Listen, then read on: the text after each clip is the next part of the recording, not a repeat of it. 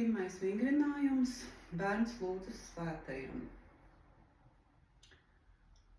Lai izpildītu vingrinājumu, kājas novieto plecu platumā, brīvas, viegli saliektas ceļos, atbrīvojam rokas, mugurkaulu izstiepjam taisni, galvu it kā pastiepjās debesīs. Sajūtam šo pozu brīvu. Tad lēnām ceļam rokas uz augšu un savienojam pretī krūtīm ar plaukstām. Iedomājamies sevi kā bērnu līdz 7 gadu vecumam, kaut kur 5 gadu vecumā. Iedomājoties sevi par bērnu, 5 gadu vecumā mēs vienmēr saglabājam saikni ar savu jaunību, ar izdomu, ar spēju ātri risināt jautājumus. Un rokas lūdz svēto. Pēc savas izvēles. Tas var būt Buda, tas var būt Kristus, tā var būt svētā Dievmāte, tas var būt jebkurš skolotājs.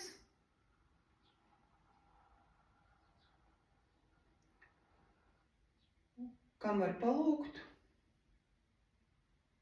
atbild uz konkrētu jautājumu. Un mūsu plaukstas ir kā grāmatiņa, ko mēs vispirms atveram uz sevi 8 reizes. 1, 2, 3, 4, 5, 6, 7, 8 un pret sevi.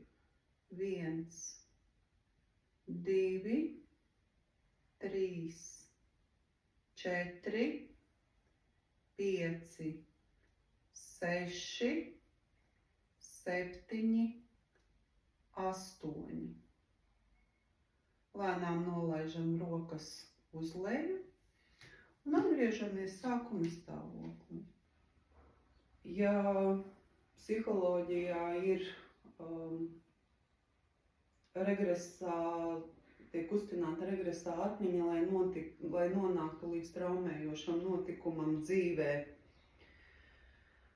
sajūtu līmenī klients tiek vests uz kaut kādu pagātnes notikumu, traumējošu notikumu, lai izmainītu notikumu gaitu, tad šajā gadījumā ķermenis viņš pats atrod, kā izmainīt, kā savu mīnusu pārvērst par plusu un prātu noskaņot uz uzplaukuma labklājību.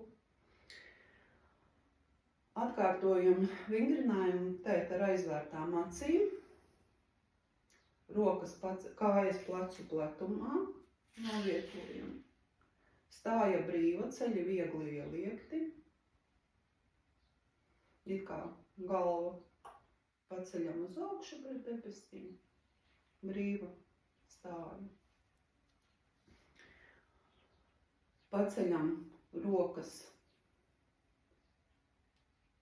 pret sirdi krūšu augstumā, aizveram acis un lūdzam svētajam.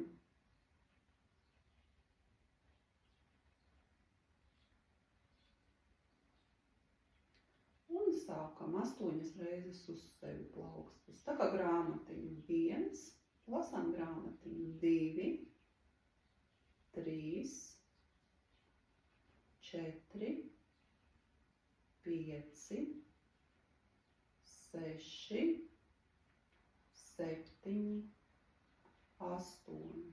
Uz otru pusi 1, 2, 3, 4, 5, 6, 7, 8.